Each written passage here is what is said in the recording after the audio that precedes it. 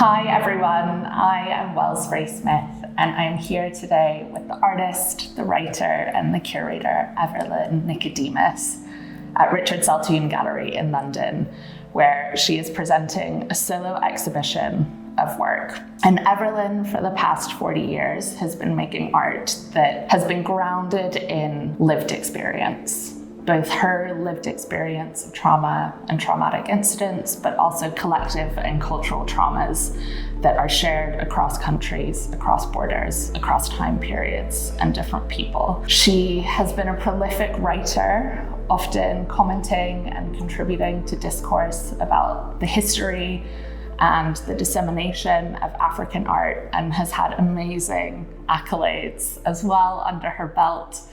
Last year, a self-portrait of hers was acquired by the National Portrait Gallery, which marks the first time a self-portrait by a Black female artist has entered the collection.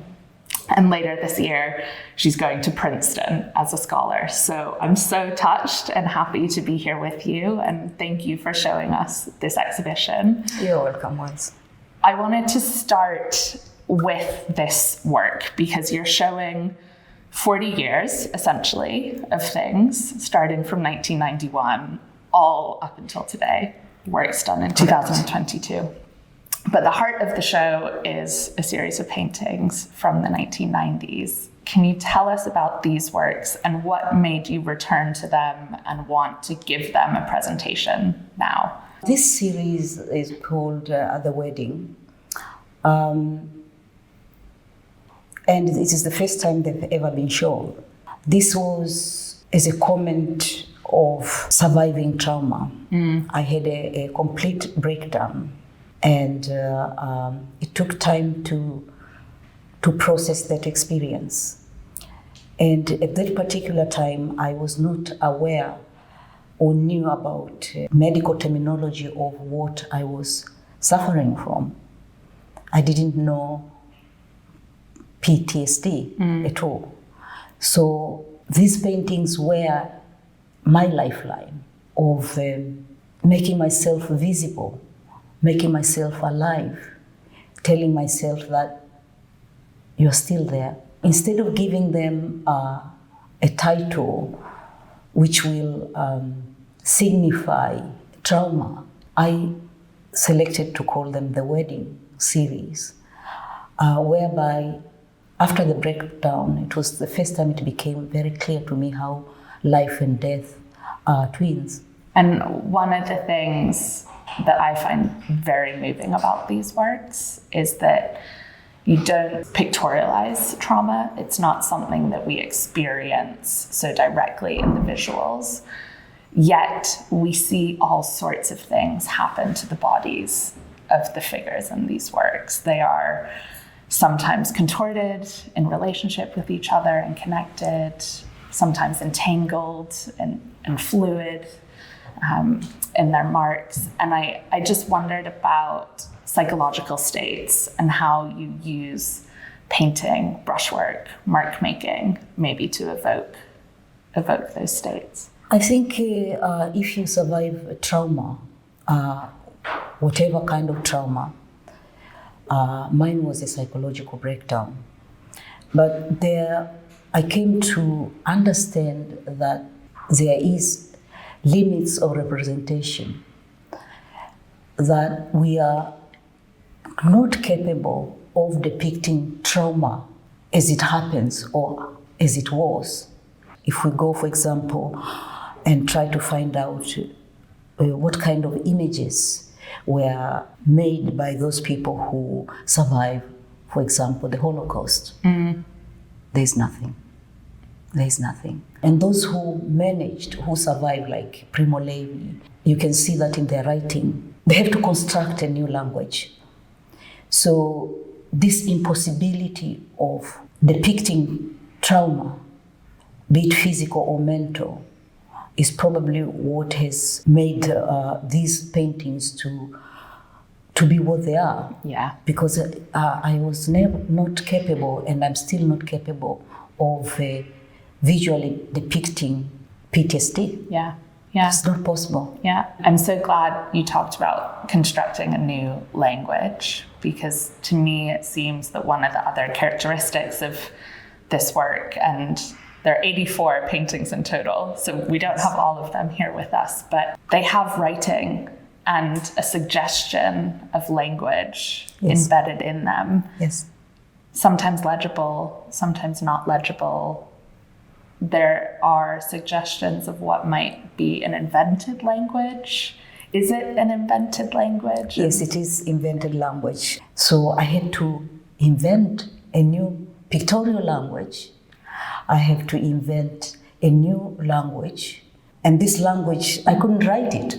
So I just included it into the paintings, the ongoing works of art I was doing. So some of them you can decipher, most of them you can't, because I couldn't myself either. So it seems as if these works were derived from the conscious and unconscious within the trauma.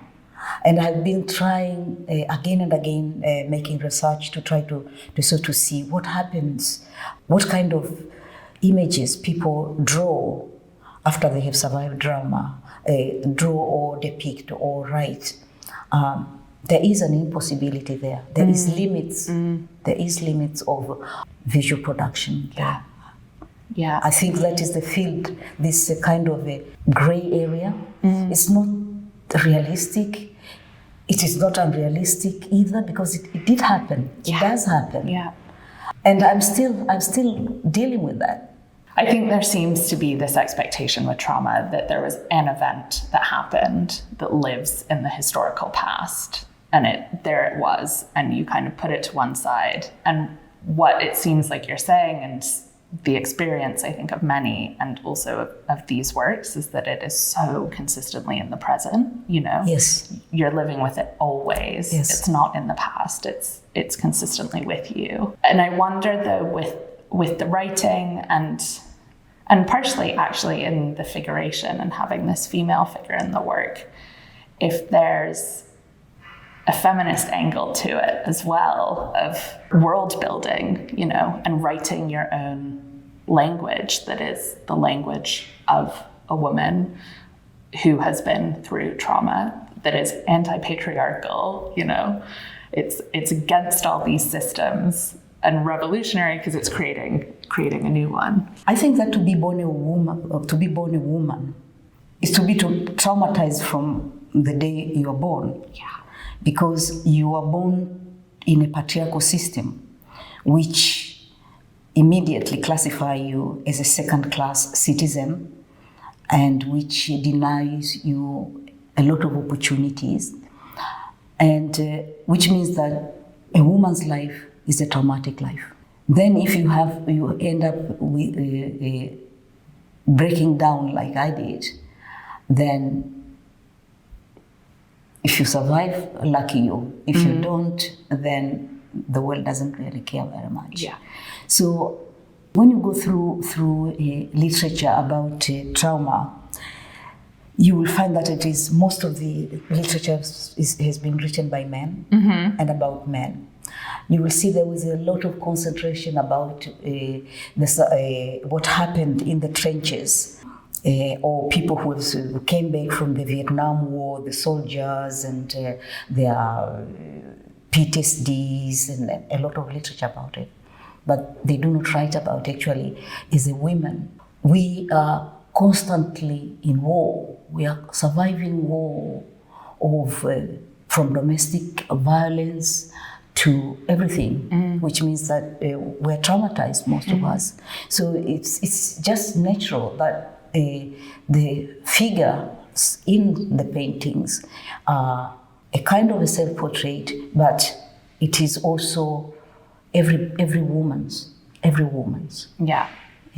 There's a series of 12 drawings that open the exhibition called The Widow and the Shadow. Yes. And part of what you're describing, I think, is in many ways a beautiful illustration or almost description of what those works depict, which is a figure and this looming shadow. And you get the impression of of trauma, of grief, of loss. And what is so powerful about them is, for me at least, is that they transmit those feelings to the viewer. So as an empathetic person, you can't look at them and not feel and resonate with that unbearable shadow that hovers around us. Can you tell us about those works? This is also about dealing with grief. I lost my husband 2005. And how do you deal with grief?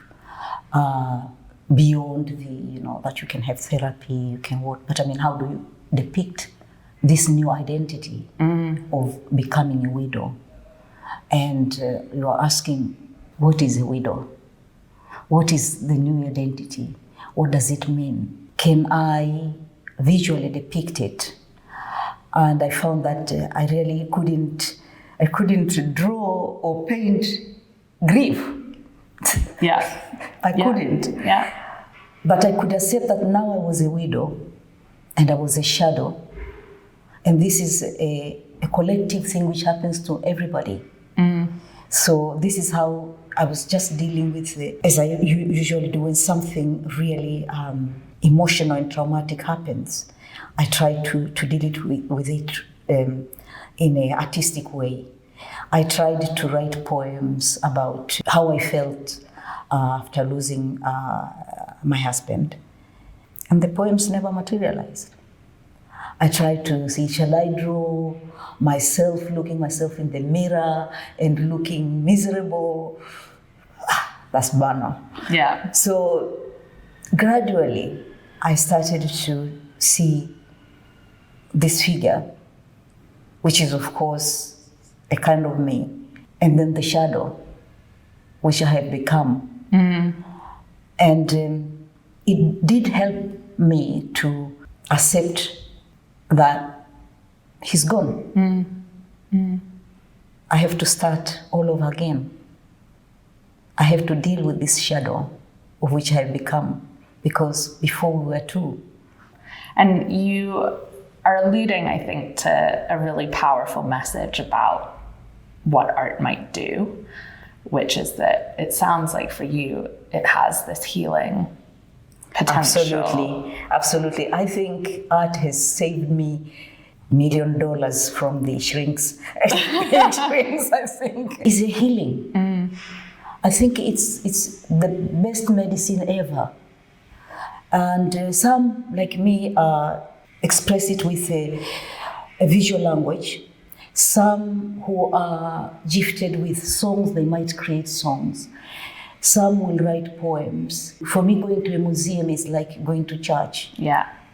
It's like another consecrated space where I can go and see and talk with images made by other humans. It doesn't matter where they come from. I find solace, I find upset, so art for me is the second religion. Yeah. I don't know, I'm just so grateful. And that the fact that I'm capable of at least depicting something, what is it to be a human? Emotions we go through on a daily basis, loss, happiness, sorrow, all those kind of things. And you can always find that in art. So art for me is just everything. I'm interested in also what you think art might do on a more collective level. And I'm thinking in particular of the Encyclopedia of Genocide, a work you did in 2004. And you wrote an essay in 2012. The title was something like, "Can Art Deepen the Debate Around Genocide?" Yes. I have done quite a lot of studies about what happened in the concentration camps and how it was possible. How do you depict the impossibility, not only the banality of it and the obscenity of what we do against each other, but the survivors? You rob them the language, you rob them their humanity. And after visiting 2 concentration camps, I went to Dachau. I went to a concentration camp in Belgium. There was one I visited earlier in Alsace. I was just in disbelief that actually it happened. I had to go and see where it happened. Because before I came to Europe, I didn't know about the Holocaust. Did it happen? I have to go there. And that experience never left me. We have to continue to debate this because it is possible, it has happened, will happen, and it is happening. And just like when the horrors of the Holocaust was happening, we didn't do much. We didn't do much. So I find it is a subject which should never be allowed to rest. Never. I was really shocked first. Okay, I knew and I have visited the site of the crimes. It was a review in the Guardian, just a little review about the encyclopedia of genocide, and I went, what? Encyclopedia, not a pamphlet. Encyclopedia must be a tome, not. So I have to find the writer, Professor Israel W. Shani, and get the encyclopedia. And it is two tomes, two volumes, where they are documenting all genocides, massacres, ethnic cleansing, and so forth. I just told myself, I have to do something. I have to do a work which will allow us, or the viewers, to continue this discussion. We're capable of doing this to each other. And it has got no color, because in that encyclopedia, you will find other victims, not only the Jewish people. You will find other. We are capable of doing that. And for me, it was a labor of my love to humanity. Despite everything, I refused to succumb to hate, othering. It is something you have constantly to work with. Constantly. And I think this is something, for me, is vital. And that message of positivity and vitality, I think, is also embedded in the work and embedded in its material structure, because the encyclopedia is printed on linen, but it's stitched together. And the stitch, to me, implies this act of violence in some way. You know, you have to pierce and you have to use a sharp tool, but it's also but the also heal. You have to heal, which means that I've been sewing and sewing and sewing and sewing and sewing, and every little of those threads represent the victims who perished. But also, if you look at the scroll, you will see that there is a depiction of the railway. You will see there is 4 sections. And the stitching goes in 2 sections there, whereby you see that this is where the humans were transported like kettles to. So that is what I saw when I was visiting Dachau. These people this railway which takes them to destruction. And I did a research about the first Holocaust before the European one, which was perpetrated by the Germans in today's Namibia. And it was just recently, this 90s or 80s, where it was recognized as the first Holocaust of the 20th century. They managed to exterminate 80% of the Herero nation. The methods were not different at all. And the whole thing started that I saw a photo from Namibia where there was a Goringstrasse. And I said, what is Goring doing there? And to my horror, I found that his father was a rich mascar or whatever in Namibia. Gosh. So, and then you see little Goring, a picture of this little Goring in Africa. And then it went from there. Yeah. I have to follow the tracks. Yeah. I have to follow the tracks. Yeah. So if you open the whole scroll and you look it from that way, you will see that railway track. Yeah. So actually I was sewing this railway tracks and just mending the wounds. Yeah. Yeah. So this is how it came. So it has been, and this process of the scroll took 6 years. Wow. 6 years. Wow. Which gives indication of the enormity of all the atrocity. Imagine you have to read an encyclopedia. You have to edit it. Yeah. You have to add with new research. Yeah. You have to go to visit the place where these crimes, these industrial killings went. You have to think about the industrialization of mass murder. So there was a lot of research work as well. But how do I make it bearable? We humans, I don't think we are capable of taking in too much stories of horror. I think you're right about that. So I thought if I made this scroll, you don't even need to open the whole thing, but it is inviting you to Acknowledge think it. the unthinkable. Yeah.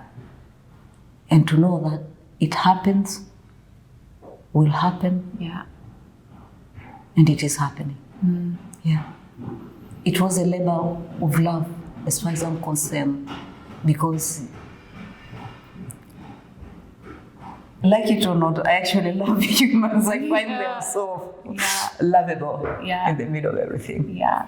I mean, what an amazing point to return to. And to go back to the work, one of the things that I have found really interesting is that you work across painting, but also textile and sewing, and you use really unusual materials as well, metal netting, you've worked in film. But it strikes me that what they all have in common is that they take time. Yes. And they take you and your investment. And maybe it's that love and that magic. And yes, I studied social anthropology. Yeah. And I rejected social anthropology because of the othering. Because I started asking who were the objects of these scientists. Of European scientists. Of the European scientists. Would go to. And also, I thought, what kind of science is this? So it is probably that experience which makes me to function somehow like a scientist unconsciously. So every subject I take, often I do a lot of reading, a lot of research, a lot of work, and often I do not know if it will result in images or in writing or anything. But once I start, I just like an archaeologist. Yeah. I just go on digging. Yeah. And if I'm lucky, images come, paintings come, writings come. And the material, some of them it is pure arte povera, because I have financed my creation without any financial help from anyone except my husband, who then shared his pension with me so that I could do that. When I want to create something, I will take anything and use it. Yeah. And just make it talk, make it speak, make it beautiful at the same time. Or when I started dealing with using textile, it was inevitable that I had to study the history of textile, because I will go, what is textile? When did it start? And then it goes on and on. I'm conscious that we're running out of time, but I have a couple more questions that I have to ask you.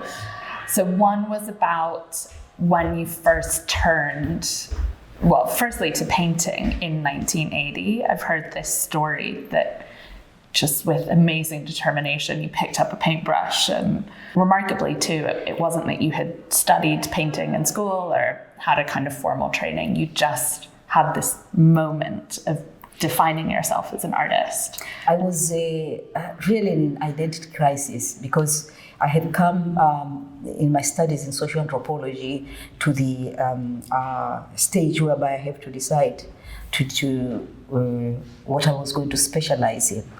And I was questioning everything about anthropology as a science, but also I had difficulties to make fellow humans by spacemen. Mm-hmm. Because I felt I'm a human too. How am I going to objectify the people I'm supposed to study? And while pondering about that, I joined some friends who were having a weekly meeting and doing some drawings and so on. So I joined them twice.